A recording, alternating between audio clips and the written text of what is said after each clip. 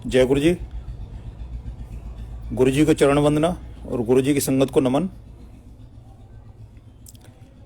आज भारत के इतिहास में तो बड़ा दिन है, लेकिन इस बड़े दिन में एक बड़ी दिल्ली में तो एक बहुत बड़ी वो दिक्कत भी जो है वो शुरू हो चुकी है।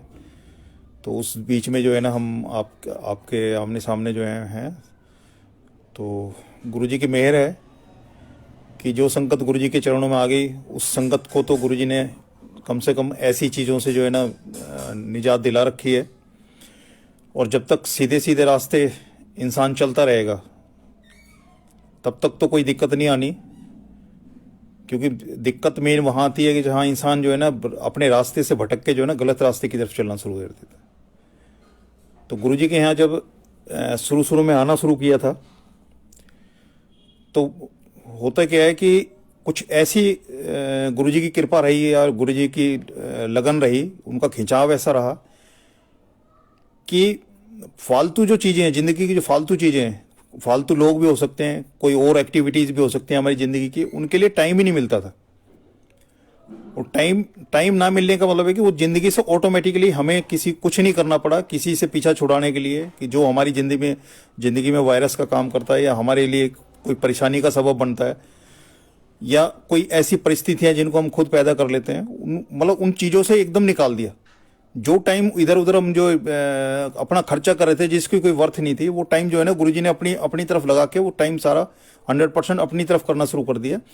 और उससे क्या हुआ कि काफ़ी कुछ ज़िंदगी में जो है ना जो परेशानी जो होती हैं, कुछ परेशानी तो कुदरत की होती हैं, जो परेशानियाँ कुदरत की होती हैं वो तो कुदरत उनका खुद देखती है, लेकिन बहुत सारी परेशानियाँ ऐसी हैं जो हम अपने निजी फायदों के लिए, हम अपने दंड फंद में फंस के, खुद अपने जाल में फंस के जो है ना उन परेशानियों को पैदा करते हैं। और कुदरती परेशानियां जो हैं उसका तो कुदरत इंतजाम कर लेती है, लेकिन जो हम अपनी खुद पैदा करते रहते हैं, जो जाल हम खुद बुनते हैं अपने आसपास, उस जाल से निकलना कई दफ़ा हमारे लिए बड़ा मुश्किल हो जाता है। और डिप्रेशन की जो स्थिति और जो इस तरह की जो परिस्थितियां जो मनुष्य के उसमें आती है, जीवन में आती हैं, वो तभी बनती है कि जब उसने अपना ऐसा जाल बुन लिया कि जिसमें वो बुन तो गया लेकिन फंस भी उसमें गया, उससे उसे निकलने का रास्ता ही नहीं मिल रहा, और किसी से उस बात को डिस्कस नहीं कर सकता क्योंकि अपनी ही गलतियां हैं जिसकी वो सजा भुगत रहा है। तो किसी से डिस्कस करे तो क्या करे। तो ऐसा कुछ जिंदगी में हमें भुगतना पड़ता है जो हमारे अपने कर्म हैं।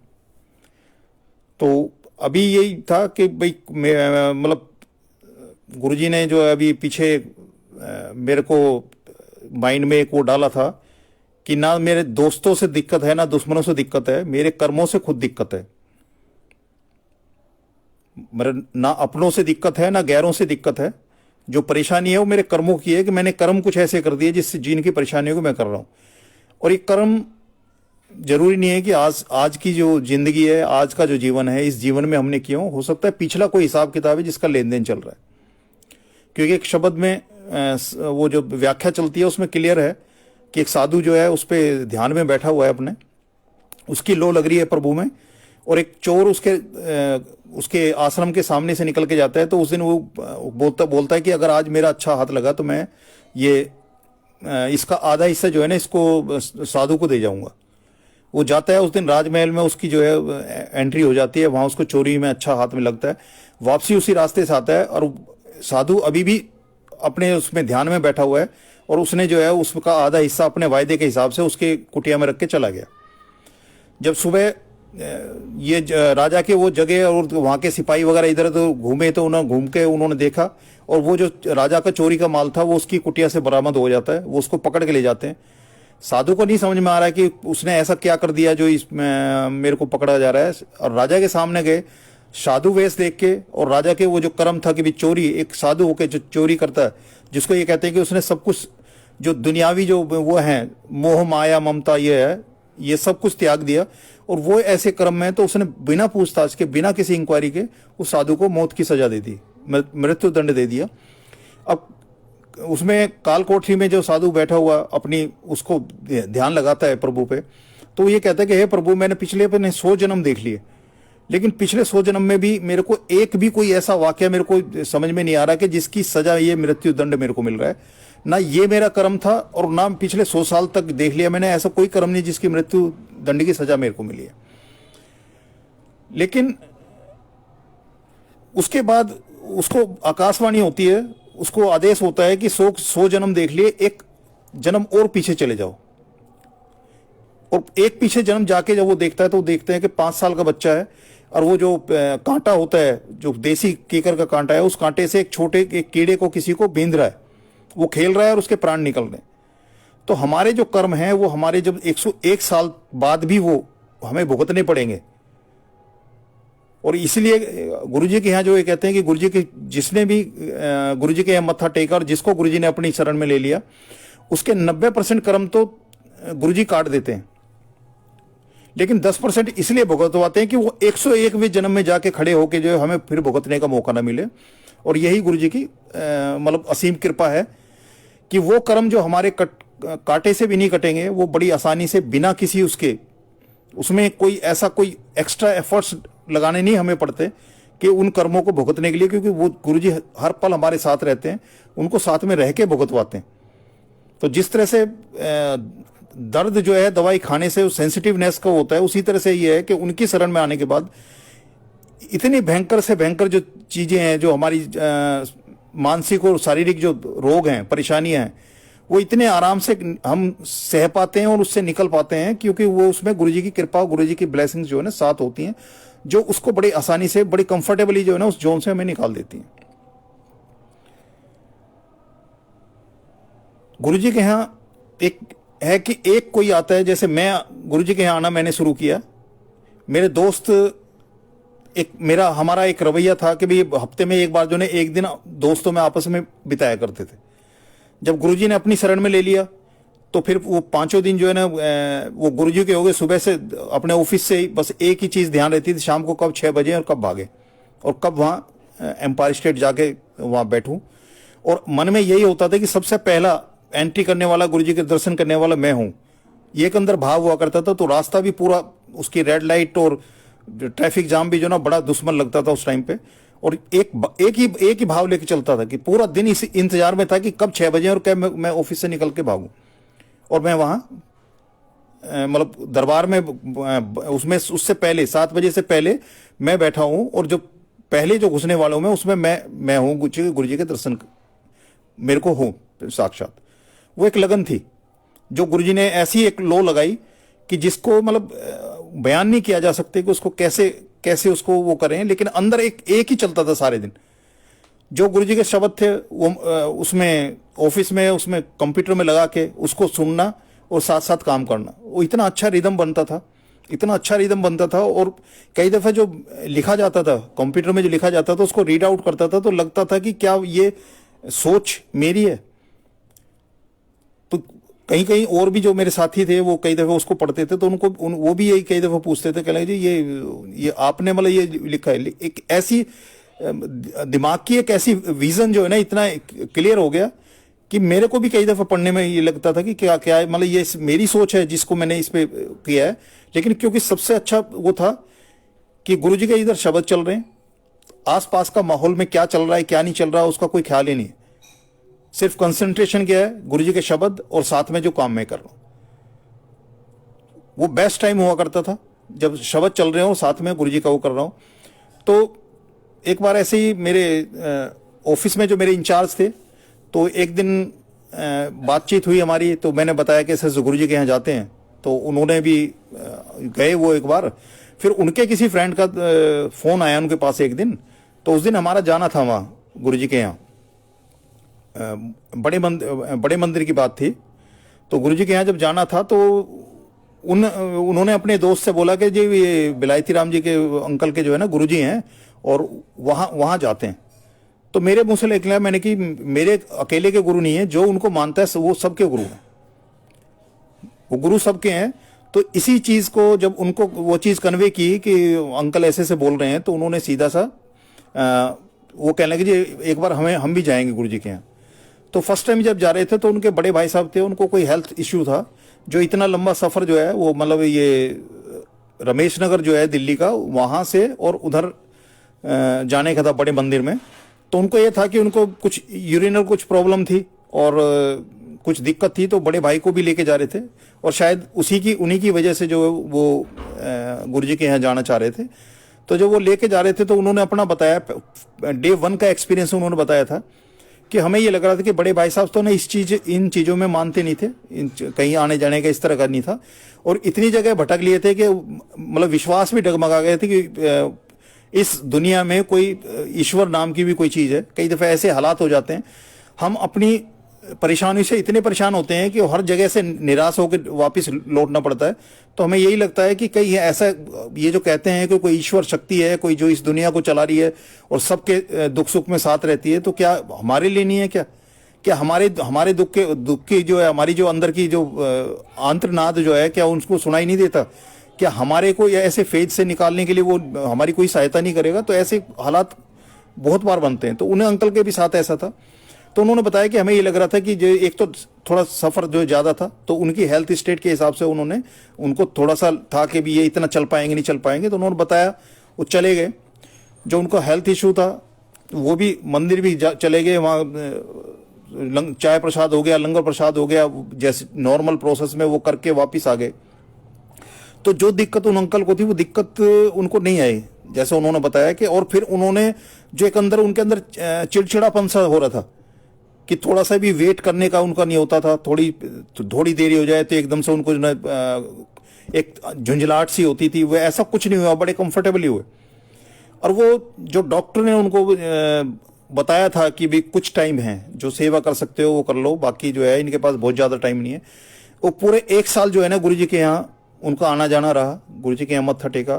तो जब वो पूरे हुए थे तो उन अंकल ने, जब मैं उनके उसमें क्रिया में गया था, तो अंकल ने बताया कि ये गुरुजी की बड़ी मेहर थी कि कुछ ऐसे जिंदगी के काम थे उनके, जैसे उनके बेटे की शादी हुई थी उसी पीरियड में, उनके भतीजे की भी शादी हुई थी इसी पीरियड में, और भी कुछ थे जो मेरे को नहीं पता, लेकिन उन्होंने सम अप किया था कि कुछ ऐसे काम थे कि जो उनके रहते गुरुजी ने करवा दिए। जो मतलब डॉक्टरों के हिसाब से तो उनको बहुत पहले जो है ना शरीर छोड़ देना था, लेकिन पूरा 1 साल का टाइम गुरुजी ने दे दिया, और ये बहुत बड़ी कृपा है।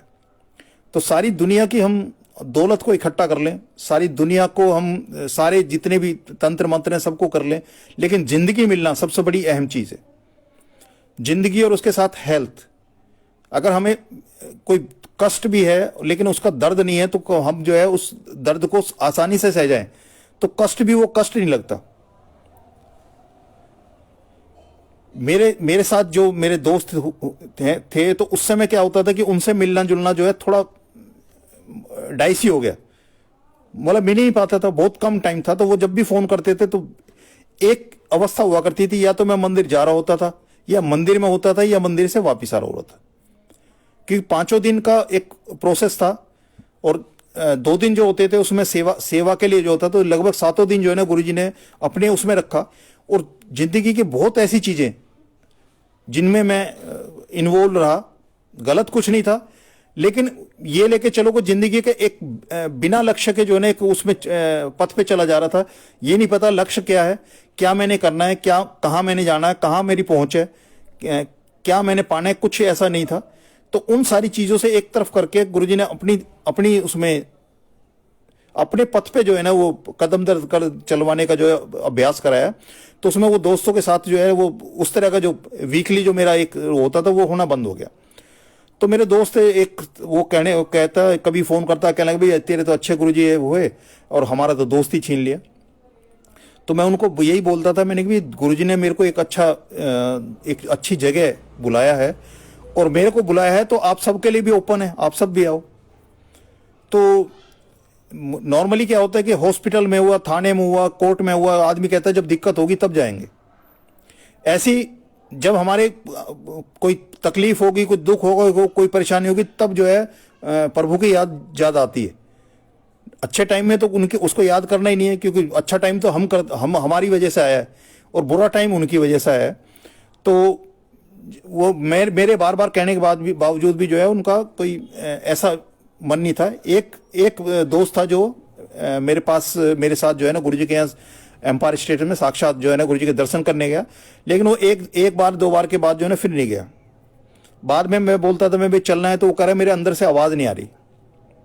तो मैंने, अब क्या उसको बोल सकते हैं कि आवाज़ नहीं, मैंने कि मेरे को तो आवाज़ आ रही है। तो 8-10 साल बाद फिर मेरे अंदर से आया, और बार बार मेरे को गुरुजी का मैसेज था कि मैं उनको, अपने दोस्त को बोलूं, मैंने कि भाई ऐसे ऐसे वहाँ गुरुजी के यहाँ चला, तो उनकी उसकी अपनी कोई परेशानी थी, और उस परेशानी में वो था कि बीमारी तो इतना नहीं उसको वो कर रही थी, दुबला कर रही थी, लेकिन उसकी सोच, जैसे किसी को कैंसर इतना नहीं मारता जितना उसकी कैंसर दिमाग में चला जाता है, दिमाग में सोच उसकी घुस जाए कि मेरे को कैंसर है, तो वो जल्दी उसको खत्म करता है इंसान को। तो ये उसके साथ था कि उसको जो है ये हेपेटाइटिस बी का कुछ बताया, तो कभी कभी ब्लड दिया था, उस टाइम ब्लड देने में कोई ऐसा प्रोसेस रहा, और उसमें जो है ना उसको हेपेटाइटिस बी डिक्लेयर कर दिया, और वो आज भी दवाई खा रहा है। लेकिन उस टाइम जब मैं बार बार कहता था, मैंने कि भाई चल ऐसे से जो है ना गुरुजी का मेरी तो है, तो कह रहा मेरे को तो मेरे अंदर से आवाज़ नहीं आ रही। तो मैंने कि तेरे को नहीं आ रही पर मेरे को आ रही है, चल वहाँ। वो नहीं चला अपने मन से। तो ये गुरुजी का है कि हम जब अकल लगाते हैं, जो अपनी अकल के हिसाब से चलते हैं, तो फिर ये है कि फिर अकल लगा रहे हैं तो पूरा मौका देते हैं गुरुजी अकल लगाने का, तो उनको भी पूरा मौका दिया। हेपेटाइटिस बी के उससे सोच में उनका पूरा मतलब दिमाग में वही 24 घंटे वही चलने लगा, शरीर एकदम खत्म होने लगा, एक बहुत अच्छे ऐसे फेज में चला गया कि जहां हमें लगने लगा था कि भाई ये अब मतलब इससे ऊपर पाना मुश्किल है। बार बार उसकी मतलब काउंसलिंग भी करी, एक तरह से बैठ के बात भी करी, लेकिन वो इतना असर नहीं डाला। उसी दौरान में उनकी जो वाइफ हैं उनको एक परेशानी होगी कि उनको हार्ट अटैक हुआ, और हार्ट अटैक होने के साथ में ही वो सिंक होके फिर दोबारा रिवाइव किए। तो डॉक्टरों ने जहां हॉस्पिटल ले गए थे, वहां डॉक्टर के पास हार्ट अटैक की कोई जो है इतनी वो नहीं थी, अच्छी व्यवस्था नहीं थी, तो उन्होंने जो है एस्कॉर्ट के लिए रेफर किया। तो एस्कॉर्ट जाने में वहां करीब 1-1.5 घंटे का जो टाइम लगा, उस पीरियड में एक कोई इंजेक्शन कोई लगना था कि अगर वो पुराने जो हॉस्पिटल जहां इनिशियली गए थे वहां अगर वो इंजेक्शन लग जाता तो शायद वो सिंक नहीं करते, लेकिन इंजेक्शन उन्होंने लगाया नहीं, और वो वहां तक गए तो एक बार मतलब एक तरह से खत्म होकर दोबारा उन्होंने वो वापस रिवाइव हुए। तो रिवाइव होने के बाद क्या उन्होंने कहा कि उनके माइंड में एक कोई वेन है, जो नसें हैं उसमें बताते हैं कि खून के साथ में ऑक्सीजन ट्रेवल होती है, और उस जो सिंक हुए उस पीरियड में एक उसमें क्लॉट बन गया कि उस पीरियड में उस पैसेज से जो है खून पास नहीं हुआ, और उसके साथ जो है ऑक्सीजन जो जानी थी वो पास नहीं हुई। तो उनकी जो है माइंड एकदम मतलब अनकॉन्शियसनेस में चले गए वो, और 2 साल वो रहे। जबकि हम उनके साथ बैठ के उनके यहाँ कोई ऐसी दुख की बात करते थे तो वो आंखों से आंसू भी आते थे, यानी कि हमारी सब कुछ सुनते थे, सेंसेस सब थे, लेकिन वो बता नहीं पाते थे खुद को। और फाइनली 2 साल में इतना हुआ कि सेवा उन्होंने बहुत की। तो मैं तो यही कहता था कि इनके जो है भाभी के कर्म जो है पूरे हो चुके, लेकिन सांस बाकी हैं, जो कुदरत ने सांस दे रखे हैं वो बाकी हैं, क्योंकि बाकी तो वो कुछ कर ही नहीं पा रहे थे, कोई कर्म नहीं कर पा रहे थे सिवाय सांस के। तो मैं यही उनसे बोलता था मैंने कि इनके जो है ना कर्म तो पूरे हो गए, लेकिन सांसें बाकी हैं, और ये लेनी जितनी है दी है कुदरत ने उतनी सांसें तो लेंगे ही, और उनकी सेवा भी। तो 2 साल में 18 किलो उनका वजन रह गया टोटल। लेकिन पूरे 2 साल के अंदर जो उनकी सेवा थी, दोस्त की, उनके बच्चों की जो सेवा थी, वो इतना मतलब उनको जो सेवा उनको मिली उसमें कि उनको बेड सोल नहीं हुआ एक भी पूरे उसमें। और फाइनली एक दिन ऐसी थे, उनकी बिटिया थी, वो गाड़ी लेके जो है ना बड़े मंदिर जाना शुरू किया उसने। उसी दौरान में जब उनकी मम्मी जो है ना उसमें हॉस्पिटलाइज थे, और डॉक्टर की तरफ से तो कोई वो थे नहीं, डॉक्टर ये कहते हैं जी हम बता ही नहीं सकते, ये हो सकता है 1 सेकंड में ये वापस हो जाएं, और ये भी हो सकता है इस हाल में जो है ना सारी जिंदगी रहे, हम इसके बारे में नहीं बता सकते। तो एक टाइम होता है जब जो पेशेंट भुगतता है वो तो भुगतता ही है, लेकिन जो उसके केयर टेकर जो होते हैं उनको जितना उसको देख देख के जितना अंदर दुख होता है, वो कितना सहन कर रहा है वो तो बात की बात है, लेकिन उनसे सहन नहीं होता। तो वही पोजीशन थी। तब एक ही अरदास हुई कि भाई या तो गुरुजी इनको जो है ना वापस ले लो अपनी लाइफ में, अपनी जिंदगी में आ जाएं, या फिर यह है कि अपने पास बुला लो। तो उसी स्टेट में उनको जो है ना भाभी को जो है फिर वही हार्ट अटैक हुआ, जैसे डॉक्टर ने बाद में बताया कि उनको फिर जो है जो जिस स्टेज से वो कोमा में गए थे वही हुआ, और उसमें वो जो है फिर फाइनली वो चले गए। ये गुरुजी ने उनके ये होने से पहले करीब 6 महीने पहले से मेरे से कहलवा रहे थे उनको बार बार। जब भी मेरा आमना सामना होता था तब भी मेरे अंदर से आवाज आती थी और मैं उनको बोलता था। और ये संगत के साथ होता है, जिसको गुरुजी जिसके थ्रू बुलाना चाहते हैं तो उसके अंदर एक सामने पड़ते ही एक भाव आता है कि इसको गुरुजी के बारे में बताया जाए और गुरुजी का जो है ना, गुरुजी का सत्संग कोई सुनाया जाए। तो ये अंदर से आता है।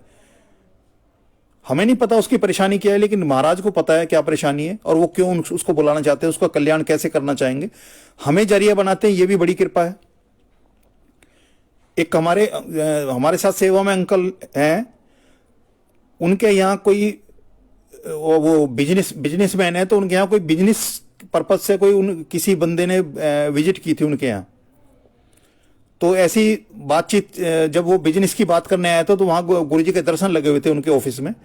तो उनको देख के वो पूछ बैठा कि ये कौन है। उन्होंने कहा जी हमारे गुरुजी हैं। तो कह जी इनका नाम क्या है। वो कहने लगे जी नाम नहीं है, इन्होंने नाम किसी को नहीं दिया, क्योंकि नाम वाले जितने भी जो गुरु हैं ये सब जो है ना, ये तो टीवी पे आते हैं, जो प्रचारक जो अपना प्रचार कराते हैं थ्रू मीडिया थ्रू कराते हैं। तो मैंने कहा जी है, तो ये तो सिर्फ गुरुजी हैं और इनको इसके अलावा इन्होंने किसी संगत को कोई नाम नहीं दिया। तो ऐसी बातचीत चलती रही और गुरुजी के वो सत्संग सुनने लगे। बिजनेस की डील करने आए थे किसी को, लेकिन वो सत्संग करने लगे और करते करते इतना हो गया कि 2-2.5 घंटे उनको हो गए। तो तब जो गुरुजी की संगत थे उन अंकल को रियलाइज हुआ कि ये तो आए अपने बिजनेस की बात करने, मैं गुरुजी के उसमें उसको लेके बैठ गया और ये कहेंगे भी ये अच्छे हैं कि अपने गुरु के गुणगान करे जा रहे हैं। लेकिन ये गुरुजी की अपनी एक वो थी कि उनको कैसे उनको लेके आना है। बहाना भले ही उसका बिजनेस का था।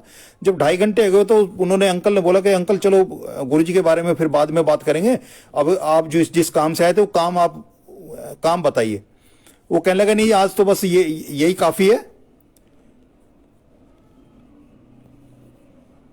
वो कहने लगे आज तो इतना ही काफी है, आज तो गुरुजी के बारे में होगा। ठीक है। तो चलते चलते उन्होंने गुरुजी की एक फोटो मांग ली उनसे। तो उनके पास थी, उन्होंने वो फोटो दे दी। एक दिन उनका अंकल के पास फोन आता है कि ऐसे में जो है ना, वो मैंने नई ऑडी ली है, कार ली है, ऑडी कार कोई ली है और मैं जो है बड़े मंदिर जा रहा हूं। तो वहां जब वो उन्होंने कोई ऐसा नहीं किया, वो बड़े मंदिर गए जब वहां, तो उन्होंने वहां से फोन किया कि अंकल मैं ऐसे बड़े मंदिर पहुंचा। तो मैं पूरे रास्ते जब ये ऑडी शोरूम से निकलवा के और मैं जब जा रहा था बड़े मंदिर की तरफ, तो मैं सोच रहा था कि मैं गुरुजी का बड़ा खास वो हूँ, मतलब शिष्य हूँ, जिसके पास है ना ऑडी गाड़ी में मतलब मैं जा रहा हूँ, गुरुजी के पास मैं जा रहा हूँ। तो मेरे को बड़ा अहम चल रहा, पूरे रास्ते मेरे ये चल रहा था। मतलब इतनी बड़ी मतलब संगत का भी है कि गुरुजी के यहाँ जो है कि मैं ऑडी में जा रहा हूँ। लेकिन मैं आपको इसलिए फोन कर रहा हूँ कि यहाँ जब मैंने अपनी गाड़ी लगाई है तो मैंने देखा आसपास मेरे से भी बड़ी बड़ी गाड़ियां खड़ी हैं, पूरी भरा पड़ा है ये। तो कह रहा मैं इसलिए फोन कर रहा हूं कि मैं जिस वहम में पूरे रास्ते में चलता आया था कि आज मैं ऑडी में जा रहा हूं गुरुजी के यहाँ, और ये तो मैं अपने आप को बहुत हाई फाई मान रहा था, ऊंचा मान रहा था, लेकिन यहां आके मैंने देखी कि ये तो नॉर्मल चीज है गुरुजी के यहाँ। क्योंकि और ये गुरुजी के दर्शन उनके पास जाने के बाद उन्होंने बताया था कि अपने उसमें दराज जो थी, ऑफिस में जो टेबल थी उसकी दराज थी, उसमें उन्होंने रख दिए थे वो गुरुजी के। लेकिन उसके जाने के बाद वो कहते हैं कि उनकी जो बिजनेस की जो वो थी उसमें पूरा इतना आमूलचूल मतलब चेंज आया है, मतलब बरकत इतनी बड़ी, इतनी गुरुजी की कृपा हुई कि उसने ऑडी गाड़ी खरीदी थी।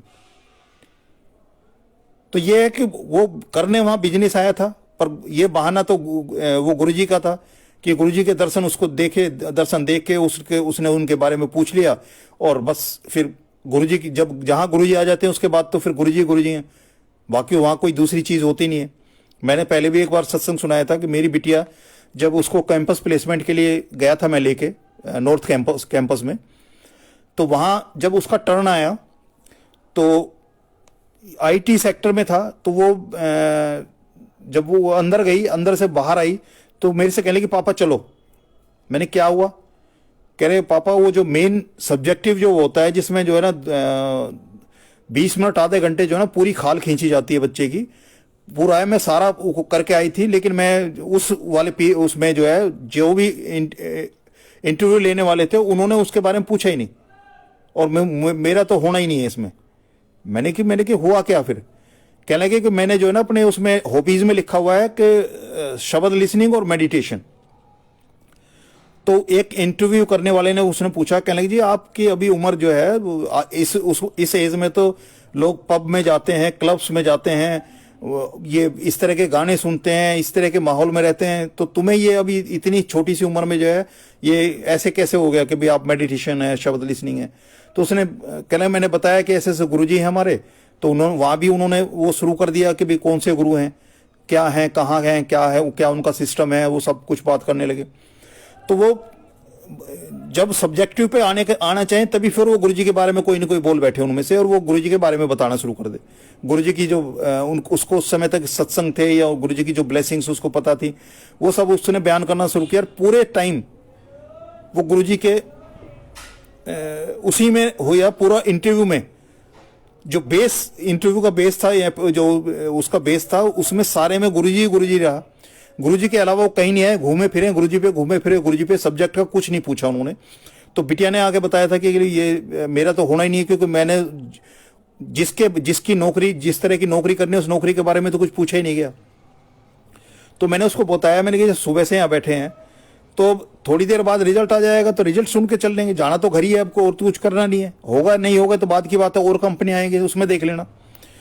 तो जब मैं स्कूटर पे, मैं और वो जो है ना स्कूटर पे बैठे थे काफ़ी दूर, और वहाँ फर्स्ट फ्लोर पे जो वो इंटरव्यू के जो है ना रिजल्ट वगैरह अनाउंस हो रहे थे, वो जो बाहर आके उन्होंने लिस्ट से उन्होंने बताना शुरू किया। तो वहाँ आवाज़ लगाई गई उसकी, अनु शर्मा, लेकिन वहाँ जो है मैं था सुनने वाला, ना वो थी सुनने वाली, क्योंकि वो तो डैम श्योर थी कि उसका होना ही नहीं है। लेकिन मेरे अंदर था कि जब गुरुजी आके वहाँ इंटरव्यू में आके बैठ गए और जो सब कुछ बातें हुई हैं सिर्फ गुरुजी की हुई हैं, तो उसके अलावा फिर रह क्या गया? जब खुद सामने बैठ के गुरुजी ने इंटरव्यू दिलाया है, तो फिर उनकी क्या औकात है? तो मेरे अंदर जो विश्वास था, तो मैं तो उसी को लेके जो है ना वहाँ बैठा था। मैंने कि रिजल्ट देख के ही जाएंगे, कोई बात नहीं, जब इतनी देर से बैठे हैं तो और थोड़ी देर बैठ लेते हैं। फिर उसकी एक कुलीग थी, वो भाग के उतर के आई, तब उसको बताया कि भी तेरा जो है वहाँ नाम अनाउंस हो रहा है, तुम यहाँ बैठे हो। तब वो गई उस कंपनी में, उसका कैंपस प्लेसमेंट हुआ। यानी कि डिग्री जो थी उस डिग्री बाद में आई, रिजल्ट बाद में आया, लेकिन उसका जो अपॉइंटमेंट था वो उसका उससे पहले हो गया। और ये एक बच्चे के साथ नहीं है, मेरे 3 बच्चों के, 4 बच्चों के साथ ऐसा हुआ है कि वो पढ़ते पढ़ते एक दिन भी गुरुजी ने ऐसा मौका नहीं दिया कि एक दिन भी वो घर बैठ के सोचें कि मेरी एजुकेशन पूरी होगी और अब मैं कहाँ हाथ पांव मारूं जाने के लिए। ऐसा नहीं हुआ। बड़ी बिटिया थी, वो भी एमएड करते करते उसका जो है ना ज्वाइनिंग हो गई थी एक प्राइवेट कॉलेज में। बेटा था, वो भी पढ़ रहा था जिस समय जो है ना उसका इसमें टाटा टीएलसी में जो है अपॉइंटमेंट हो गया था। छोटी वाली बिटिया है, उसका भी एग्जाम हुए थे और उसके बाद ही 3 नौकरियां एक साथ हाथ में आई थी। 2 प्राइवेट में थी और एक सरकारी जिसमें अब उसने ज्वाइन किया था बाद में। तो ये गुरुजी की कृपा रही है कि बच्चों का एजुकेशन क्या, सब कुछ, मतलब जब से गुरुजी ने अपनी शरण में लिया है, मेरा सब कुछ जो है वही संभाल रहे हैं। मेरे को कभी ऐसी किसी भी जरूरत को सोचने की जरूरत नहीं पड़ी कि ये कैसे होगा, ये कहां से होगा। टोटल ऑटोमेटिक गियर है, कहीं किसी तरह का सोचने की जरूरत ही नहीं पड़ती। लेकिन ये तभी है जब सब कुछ 100% उनको दोगे। होता क्या है कि 100 नंबर का पेपर है, 50 नंबर का अटेम्प्ट किया, क्वेश्चन वो मांग रहे हैं 100 नंबर।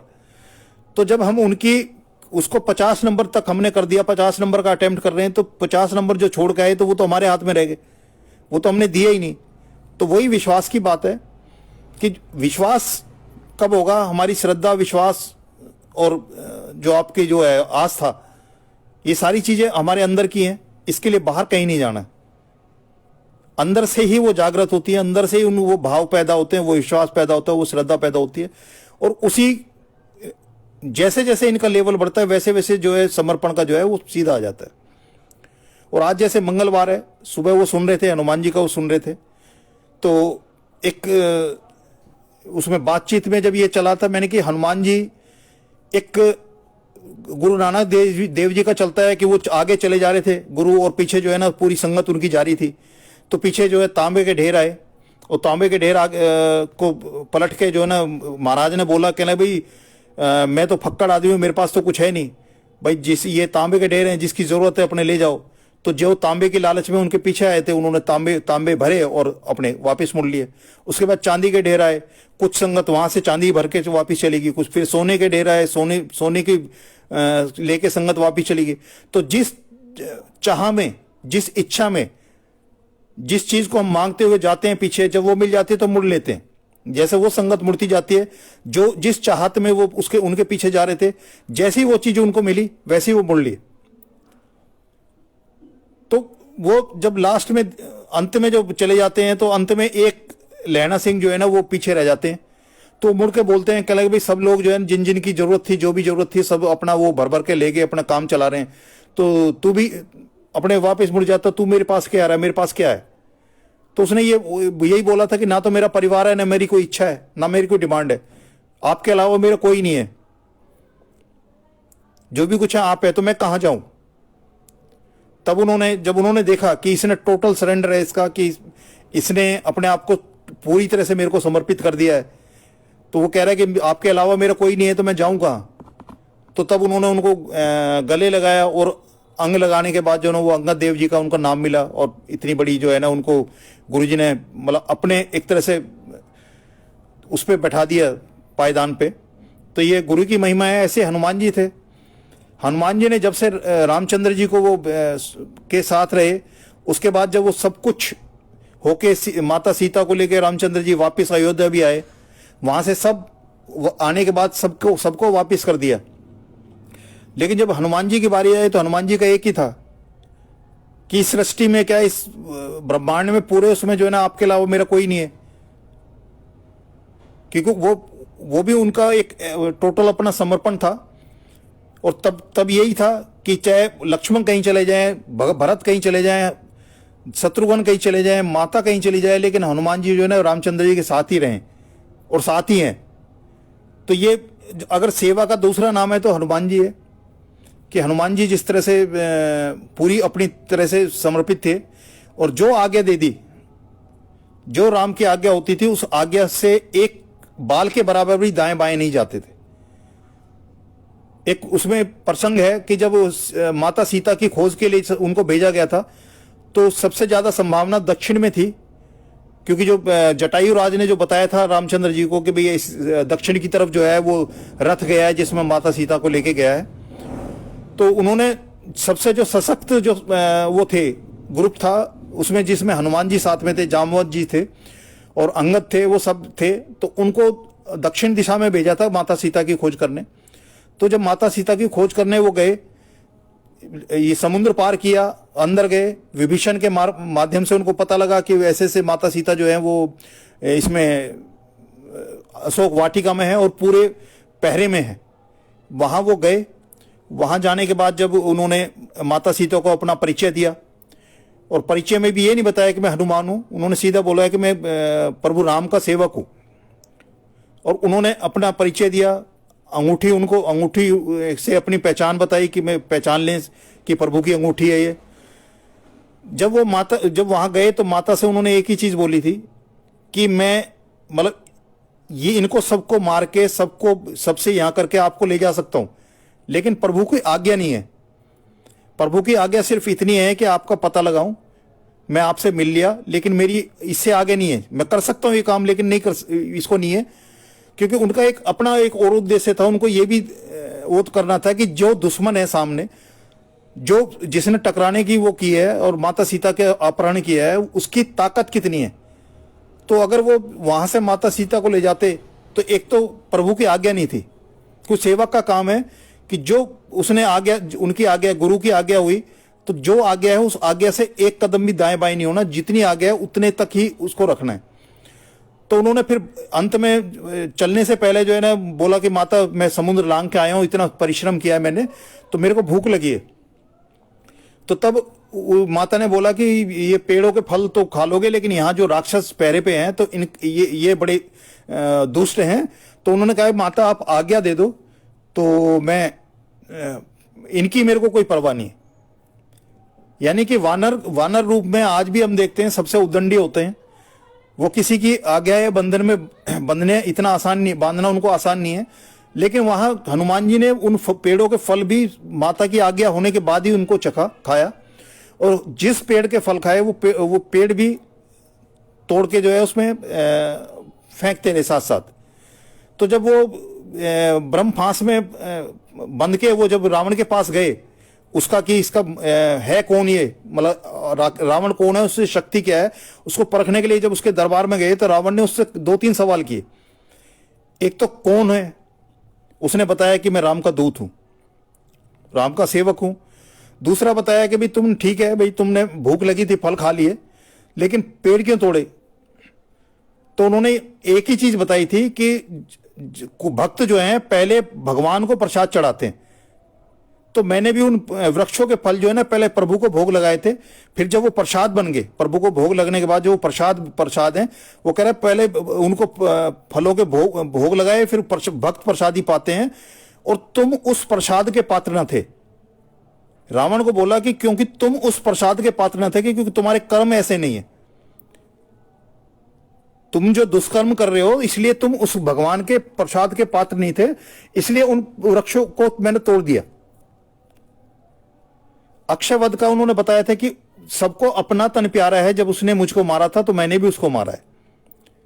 कह रहा पहले उसने मेरे को मारा है, तब मैंने मतलब आत्मरक्षा में मैंने उस पर वार किया है, मैंने अपनी तरफ से उसको नहीं मारने का वो किया।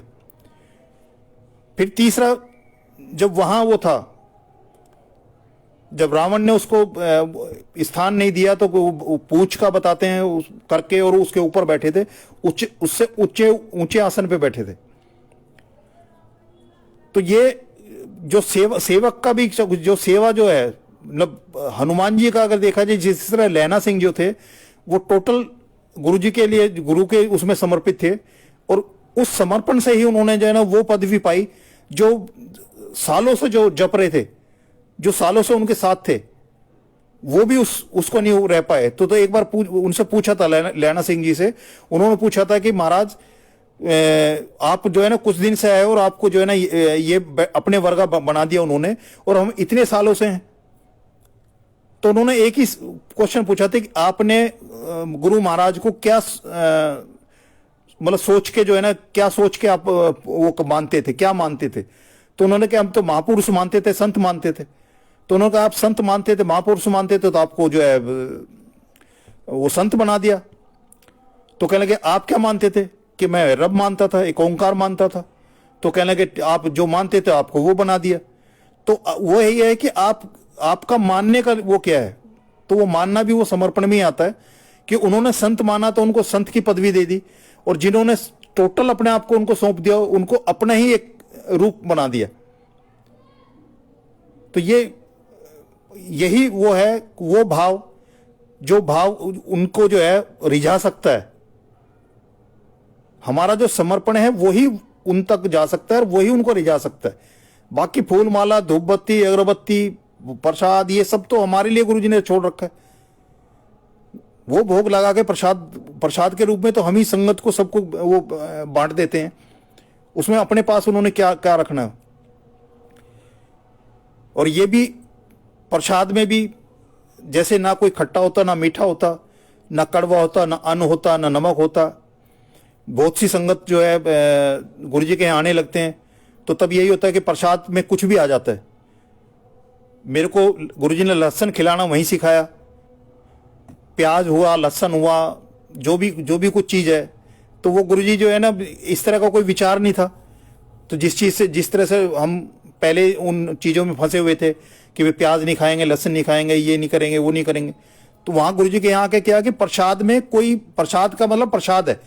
अगर हम अपने मन मस्तिष्क में प्रसाद खा रहे हैं तो प्रसाद है, और अगर हम उसमें लेके चल रहे हैं कि ये मिठाई है, ये बर्फी है, ये रसगुल्ला है, ये पनीर की सब्जी है, या ये, अगर उनको उस रूप में हम लेके चलेंगे तो वो वही हो जाएगा। और प्रसाद रूप में कोई भी व्रत प्रसाद से नहीं टूटता। प्रसाद में कुछ भी आपको मिलता है, कुछ भी गुरुजी कुछ भी खिलाते हैं, उससे किसी के व्रत टूटने का कोई सीधा संबंध नहीं है। कहीं भी मतलब इतना होता था कि जिस हाल में हाथ हैं, जैसे सेवा कर रहे हैं, प्रसाद आता था मंडे को, जैसे प्रसाद आता था या किसी और टाइम भी प्रसाद आता था, तो ये नहीं है कि जाके हाथ धो के आएंगे। जैसे भी हैं, जिस सेवा में भी लगे उसी समय जो है प्रसाद लिया और ग्रहण कर लिया।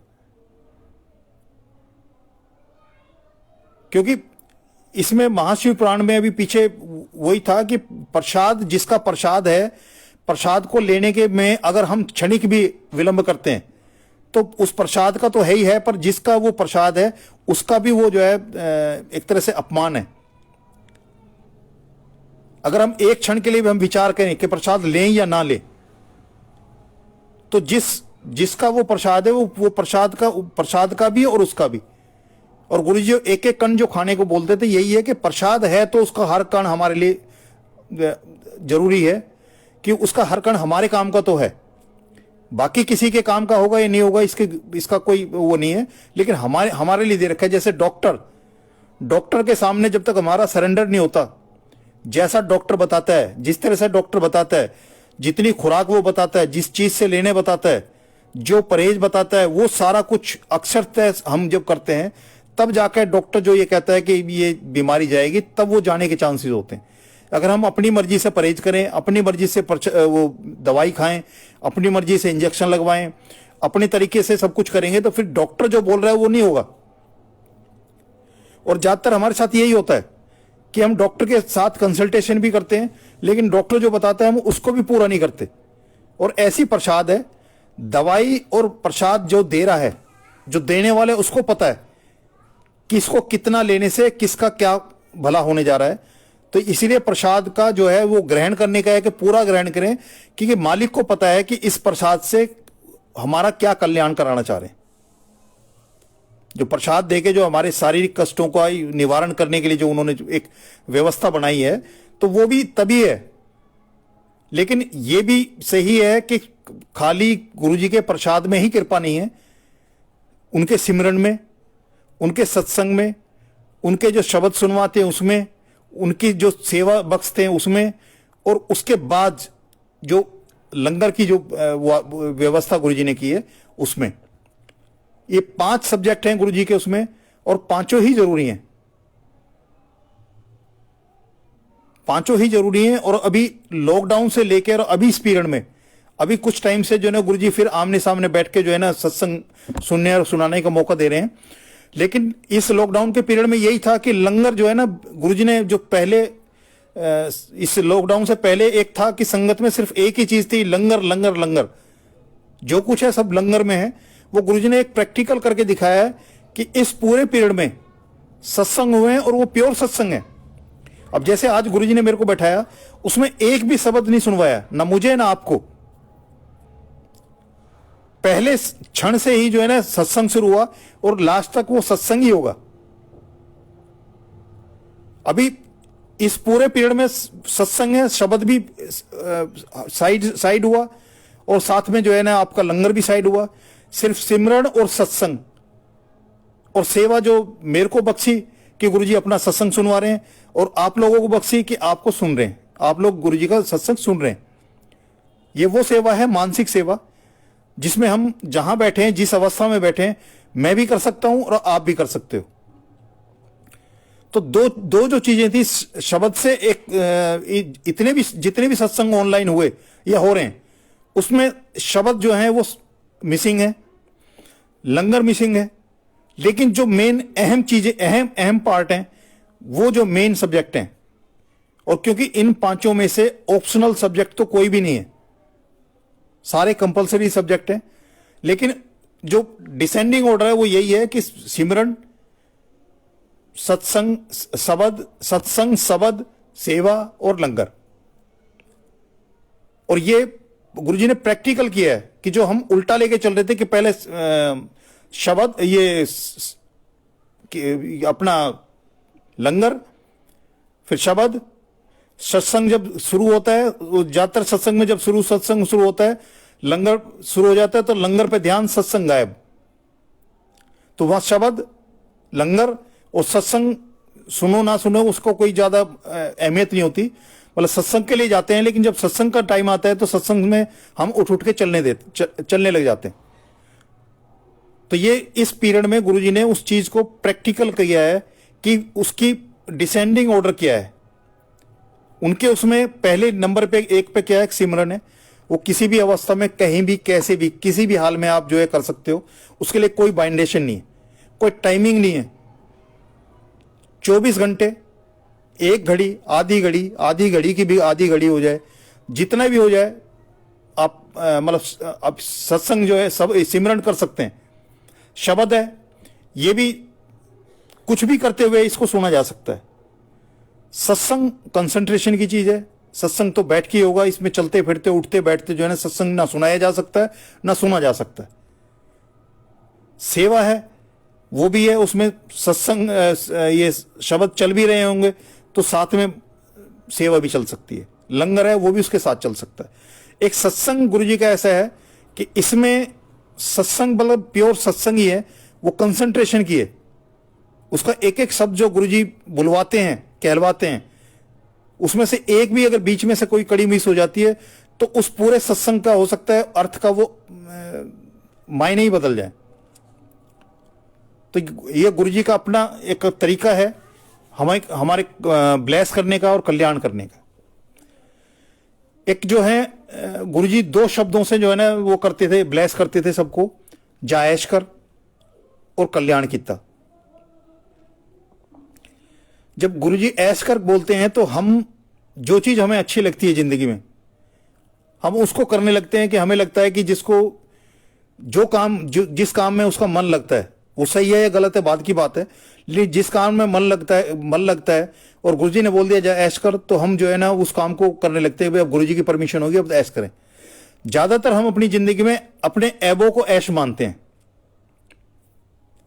गुरुजी जो ऐश करते हैं वो ऐश है जो हमारे अंदर की अवस्था है। बाहर की दुनिया में जो दुनियावी चीजें हैं उससे कहीं ऐश मिलने के कोई चांसेस नहीं है। ऐसे हैं जब हम अपने आप में, अपने अंदर मगन होना शुरू हो जाएंगे और उस मन मंदिर में जो है ना उस प्रभु को जो है ना अपने गुरुजी को बैठा के और उनका ध्यान और मनन और चिंतन और उनका सिमरन करेंगे। ऐश की अवस्था वो है। और वो एक फकीर जिसके हाथ में कुछ भी नहीं है वो भी इस ऐश को कर सकता है। और गुरुजी को जो ऐश करते हैं तो वो यही है कि जिस कारण तुम्हारा जन्म हुआ, ये जो मनुष्य योनि जो मिली है, जिस कारण मिली है उस पथ पर जो है ना अग्रसर हो जाओ, वो है जा ऐश कर। लेकिन हम उसके मायने अपने हिसाब से लगाते हैं सब। हमें जो अच्छा लगता है, जिसको अच्छा लगता है हम उसको करने में जी अब तो गुरुजी की परमिशन होगी तो उसको करते हैं। जबकि गुरुजी का जो भाव है वो है ऐश करने का मतलब है कि उस अध्यात्म के रास्ते पे जो इस जीवन का मूल लक्ष्य है उसको पाने के लिए अग्रसर होना। और वो रास्ता हमारे अंदर से है। दुनिया में कहीं कोई ऐसा रास्ता नहीं है कि जिसको हम तय करने के बाद जो है ना उस वहां तक पहुंचेंगे। वो हमारे अंदर की जर्नी है और उसमें हम चलना शुरू कर दें। जब उस पे हमारा चलना शुरू हो जाएगा तो वो ऐश की स्थिति है। जब ये दुनिया की चमक धमक, दुनिया की जो अच्छी बुरी बातें, दुनिया की अच्छी बुरी चीजें, ये सब जो है ना हमारे मन पे, मस्तिष्क पे कोई प्रभाव ना डालें। ना खुशी में खुशी हो, ना गम में गम हो, हर समय इंसान सम हो। वो जो अवस्था आएगी वो तभी आएगी जब हम उस ऐश की उसमें खोना शुरू कर देंगे, उसमें रहना शुरू कर देंगे उस स्टेट में। और कल्याण किया, वो ये कहते हैं कि गुरुजी के मंदिर के आसपास से भी कोई गुजर जाता है तो उसका भी कल्याण हो जाता है। वो कल्याण भी उसी अवस्था का है कि कल्याण का मतलब है कि जो तुम्हारे अंदर की बुराइयां हैं, जो तुम्हारे आसपास की बुराइयां हैं, उन सब से पीछा छुड़ा के और सतमार्ग के ऊपर जो है ना आपका एक कदम रख दिया और कदम दर कदम चलते जाओगे तो आप जो है उन सारी चीजों से, जो ऐसी दुनियावी चीजें जिनसे हम असली अपने मकसद से भटक जाते हैं। जैसे द्रोणाचार्य ने अपने उसमें शिष्यों के साथ में एक वो किया था कि इनमें से मेरा सबसे प्रिय और जो मेरे को पूरी तरह जो है समझता है, सुनता है और मानता है, वो कौन सा है, और किसने जो मेरी शिक्षा को पूर्णतः ग्रहण किया है। तो उन्होंने एक परीक्षा ली थी कि सब अपने शिष्यों को लेके, इंक्लूडिंग पांचों पांडवों को, उस सबको लेके एक बाहर जंगल में गए और वहां एक पेड़ पे एक नकली जो है चिड़िया उसको बैठा दिया और दूर से जो है ना उनको सबको एक एक करके बुलाया कि भाई तुम्हें सामने क्या दिखाई दे रहा है। तो उसने सबने जिसको जैसा विजन था, क्योंकि जब हम सामने देखेंगे तो बहुत कुछ दिखाई देता है, आसमान भी दिखाई देता है, पेड़ भी दिखाई देते हैं, पहाड़ भी दिखाई देते हैं, कोई झरना है तो झरना भी दिखाई देगा, नदी है तो नदी भी दिखाई देगी। लेकिन उसमें करते करते किसी ने पेड़ बताया, किसी ने पेड़ के ऊपर टहनियां बताई, किसी ने और कुछ बताया, एक एक उसके जो उनके वो थे शिष्य थे, उन्होंने चिड़िया बताई कि जो मेरे को जो है ना पेड़ है, पेड़ के ऊपर एक चिड़िया है। तो जब अर्जुन से पूछा गया कि भाई तुम्हें क्या दिखाई दे रहा है, तो उसने अपना कंसंट्रेशन करके उसने बोला कि जी जो मेरे को सिर्फ चिड़िया की आंख दिखाई दे रही है। तब उन्होंने बोला था कि भाई अब एक काम करो, उस आंख को जो ना आप अपने उससे तीर से जो ना उसको बींदो, जो टारगेट तुम्हें, लक्ष्य जो तुम्हें दिखाई दे रहा है, उस लक्ष्य को जो पाओ। तो तब उसने, क्योंकि उसने जो कंसंट्रेशन था वो इतना था कि इतने सारा कुछ विजन में से सब कुछ हटने के बाद में जो उसका गुरु चाहता था, जिस चीज को गुरु उनका चाहता था, द्रोणाचार्य चाहते थे कि वहां तक वो पहुंचे, मेरा जो शिष्य वहां तक पहुंच जाएगा जो मैं चाहता हूं। तो तब यह होगा कि मेरी शिक्षा का जो मैंने उसको दी है वो उसको पूर्णतः ग्रहण कर चुका है और उसका पूरा सही इस्तेमाल कर रहा है। तो तब अर्जुन ने जब उसको चिड़िया की आंख बताई और उन्होंने बोला उसका भेदन करो, और उसने अपने तीर से उसको भेदा, तो तब उन्होंने अपना सबसे प्रिय जो शिष्य था वो उसको अर्जुन को बनाया, अर्जुन को बताया। और जीते जी उन्होंने कोशिश यही थी कि उसके सम्मुख जो है, कर्ण अच्छा धनुर्धर था, एकलव्य अच्छा धनुर्धर था, लेकिन उन्होंने अपने जीते जी ऐसे काम किए कि कर्ण को और एकलव्य को उनसे अच्छे धनुर्धर होते हुए भी अर्जुन से आगे आने का मौका नहीं दिया। उन्होंने एकलव्य को अपना शिष्य नहीं बताया, नीच जात का होने के कह के, और उसको भी अर्जुन जो है, ये कर्ण जो था, इसने भी परशुराम से जाके जो है ना शिक्षा ली थी अस्त्र शस्त्र की, द्रोणाचार्य ने उसको भी शिष्य नहीं बनाया था। तो ये चीजें हैं कि यही गुरु जी के यहाँ है कि जो वो हमसे चाहते हैं, जिस चिड़िया की आंख को वो दिखलाना चाहते हैं, हमारा कंसंट्रेशन ऐसा हो जाए कि हम उस तक पहुंच पाए जहां तक हमारे गुरुजी हमें ले जाना चाहते हैं। तो हमारा जो ऐश कर और कल्याण करना है, उसमें दुनियावी चीजों से कोई लेने देना नहीं है, उसमें कोई भी दुनियावी चीज शामिल नहीं है। उसमें सबसे मेन यही है कि जिंदगी उनके हाथ है, जीवन वो देंगे। हेल्थ, जिस तरह से मैं 1.25 साल से महसूस कर रहा हूं कि गुरुजी ने तो हमें बख्शा ही है, हेल्थ भी बख्शी है, उसका एक रास्ता भी बता दिया है कि हमारे हाथ में उसकी चाबी पकड़ा दी कि हम चाहें तो बीमार हो और चाहें तो ठीक रहें। और ये मैं 1.25 साल से अपने साथ जो प्रैक्टिकल कर रहा हूं, हर मौसम इसमें गुजर चुका है। उसमें एक ही चीज मैंने महसूस की है कि गुरुजी ने ऐसी कृपा की है कि हर मौसम में जिस तरह की भी परेशानियां आती हैं, बीमारियां आती हैं, मौसम चेंज होता है, उसके इफेक्ट होते हैं, साइड इफेक्ट होते हैं, कुछ भी शरीर के अंदर कुछ भी ऐसा नहीं हो रहा जिससे मुझे एक क्षण के लिए भी सोचना पड़े कि मेरे पाँव में कोई हड़कल हो रही है, मेरे सिर में है, या मेरी आंख भारी है, मेरे को बुखार सा लग रहा है, मेरे को जुकाम हो रहा है, मेरे को खांसी आ गई, या इस तरह की कोई चीजें कुछ भी नहीं आ रहा। तो ये ऐसी स्टेज है कि गुरुजी की जो टाइमिंग प्रायोरिटी है कि सबसे पहले वो जिंदगी बख्शते हैं, क्योंकि जिंदगी हमारे हाथ है, तभी बाकी जो चीजें तभी उनका फायदा तभी है। और जिंदगी के साथ में जब हमारी हेल्थ हमारे साथ है, तो हम सूखी रोटी भी हमें जो है ना बिल्कुल वो कहते हैं अमर मूल लगेगा। और अगर हमारी हेल्थ खराब है तो कितना ही अच्छा खाना हो, कितना ही स्वादिष्ट हो, पहली बात तो हम डरते हैं हर चीज को खाते हुए, क्योंकि हमें हर चीज से डर है कि हमारे को जो ना एडवर्स इफेक्ट करेगा, हमारी बीमारी में एड ऑन करेगा। अब जैसे कोई शुगर का पेशेंट है, वो हर चीज में ये देख के डरता है कि इसको मैं ये थोड़ा खा लूंगा तो मैं जो है ना मेरी शुगर की ये बढ़ जाएगी, मतलब एक डर साथ में पैदा हो जाता है। अब पिछले जो 1.5-2 साल से करीब जो है मैं जिस लाइफ को एंजॉय कर रहा हूं, उसमें डर नाम की चीज नहीं है, क्योंकि जो फालतू की जिंदगी के जो ऐसे लोग जो जिंदगी में वायरस का काम करते हैं वो गायब, जिंदगी में जो मेरे शरीर में जो वायरस का काम करती हैं, जो बीमारियों को पैदा करती हैं, वो चीजें गायब। और तीसरी जो दुनियावी चीजें हैं जिनकी ना तो कभी चाह रही और ना कभी उसकी मांग रही, लेकिन उनमें से भी किसी भी दुनियावी की चीज में भी मेरी एक जिंदगी की कोई भी ऐसी जरूरत, मेरी, मेरे बच्चों की, मेरा परिवार, या जो जिनसे मेरा जुड़ाव है, जिनसे मेरा दिल से लगाव है, दिल से वास्ता है जिनसे, उन सबको मैं देख रहा हूं कि किसी की भी जरूरत तो किसी की भी अधूरी नहीं है।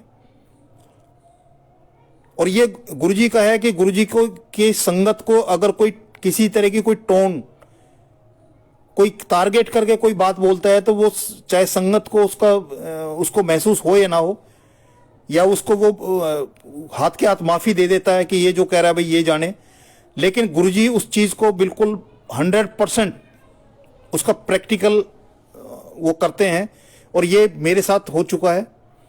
एक बार मेरे चाचा जी ने मेरे को उसमें किसी रिलेटिव की क्रिया में मैं गया था निगमबोध घाट पे, तो मैं ऑफिस से मेरे को जाना पड़ा था, खबर मिली थी। तो मैं वहां से जैसे ही वहां पहुंचा तो मेरे चाचा जी थे, मेरे पिताजी से छोटे, वो मेरे को मिले। तो मिलते ही मैंने नमस्ते किया उनको, तो मेरे से बोले बिलायती कैसे आया है? तो मैंने बोला मैंने स्कूटर से आया हूँ। तो उन्होंने मेरे से बोला, कह रहा भाई थानेदार तो गाड़ियों में चलते हैं, तो अभी भी स्कूटर से चलता है। तो मैंने उनको हंस के बोला, मैंने कि चाचा जी मेरे लिए जो ना 50-50 लाख की जो है ना बसें फ्री चल रही हैं, और ये मैं स्कूटर में चला रहा हूं, तो ये तो मैं लग्जरी लाइफ जी रहा हूं। मैं अगर मैं स्कूटर चला रहा हूं फ्री सेवा के होने के बावजूद, मैं कह के चलाया। मैंने तो उस चीज को महसूस नहीं किया, क्योंकि मैं जानता हूं कि मेरी जरूरत क्या है और मैंने क्या करना है। उन्होंने जो बोल दिया, लेकिन मेरे गुरु को जो है ना उस बात को कहीं ना कहीं जो है ना उनको इस चीज का महसूस हुआ कि मेरी संगत को जो है ना किसी ने ऐसा शब्द बोल दिया कि थानेदार तो गाड़ियों में घूमते हैं और तू अभी भी स्कूटर पे घूम रहा है। और उसी दौरान में जो स्कूटर में 17 साल से चला रहा था, और उसको मैं अपना चेतक बोलता था और हवा से बातें करता था, और उससे अच्छी मेरे को लगता नहीं था कि उसने ऐसा मतलब ऐसे दौर से मेरे को गुजारा है कि मैं एक टाइम मैंने ये कहा है कि इसके पैसे वसूल हो गए। और जब गुरुजी के वहां गुरुजी सेवा बख्शते थे उसमें भी जाता था, तो जैसे हवा से बात करता उस तरह से करता था, लेकिन चाचा जी की वो बात होने के बाद उसमें प्रॉब्लम होनी शुरू हो गई थी। और वो प्रॉब्लम इतनी हुई कि एक दिन मैं ऑफिस जा रहा था सुबह, और वो 2.5-3 किलोमीटर मेरे को जो है ना खींच के मैकेनिक के यहाँ छोड़ के आना पड़ा। मैंने कभी जो देना है दे दियो, लेकिन ये रख ले, अभी इसको मैंने ठीक नहीं कराना है। और उसके बाद ही हालात बदले। बीच वाली बिटिया की जो है सर्विस लगी, उसकी पोस्ट ऐसी थी, मैंने कि बेटे एक काम करते हैं कि गाड़ी ले लेते हैं और कम से कम जो है ना गाड़ी में जाया कर जिस पोस्ट के हिसाब से। तो उसी दौरान में मेरे हाई कोर्ट का केस था, वो सेटल हुआ, उसमें कुछ मेरे को पेमेंट मिली।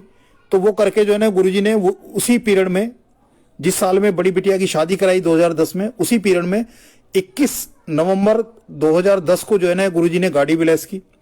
और गाड़ी भी जो है ना वो ऐसी मतलब टाइमिंग था कि गुरु नानक बर्थडे था उस दिन 21 नवंबर 2010 में, और गुड़गांव में एनुअल सत्संग था, वहां मैं मौजूद था, और वहीं से मैं गाड़ी लेने गया था। और गाड़ी बड़े मंदिर गई, तो वहां जाके जो है वो बड़े मंदिर में सीधा गेट पे पहुंचते ही जो है ना उस पे स्टिकर ब्लेसिंग्स ऑलवेज, और गुरुजी के अंदर दर्शन टंगे हुए, उस पे गुरुजी बैठाए गए, की चैन वगैरह सब कुछ एकदम से था, मतलब सब कुछ तैयार था। और जिन अंकल ने मेरे को ये टोन कसी थी कि वो जाते हैं, उनके यहाँ कोई भी फंक्शन हुआ उसके बाद में, तो गुरुजी ने वो 2 व्हीलर छुड़ा के मेरे से, वैसे तो मैं नहीं छोड़ता उसको, अगर वो मेरे साथ प्रॉब्लम नहीं करता तो नहीं छोड़ता, लेकिन गुरुजी ने वो 2 व्हीलर छुड़ा के और मेरे को, और वो गाड़ी ब्लेस की। और उनके यहाँ जब मैं किसी फंक्शन में गया तो उस गाड़ी से ही गया। तो ये है, ये गुरुजी की कृपा है कि हमें कोई अगर ऐसा कोई बोल भी देता है, हमें वो बुरा लगे या ना लगे, लेकिन हमारे महाराज को वो बात लगती है और उस तक को भी वो पूरा कर देते, और ऐसा पूरा करते हैं कि सामने वाला कभी जिंदगी में दोबारा पलट के नहीं बोल सकता। तो ये गुरुजी की महिमा है। और आज 26 जनवरी है, तो मेरे उसमें तो आज जो चल रहा था यही था कि हम स्वतंत्र देश के परतंत्र नागरिक हैं। हमारे जितने भी कानून हैं सब अंग्रेजों वाले कानून हैं, और सारी जो समस्या हमारी जो चलती हैं वो उसमें ज़्यादातर यही है कि हम किसी को गर्मी में अगर गर्म कोट पहनाएं, अंदर इनर पहना दें उसको, तो उसको कैसा महसूस होगा।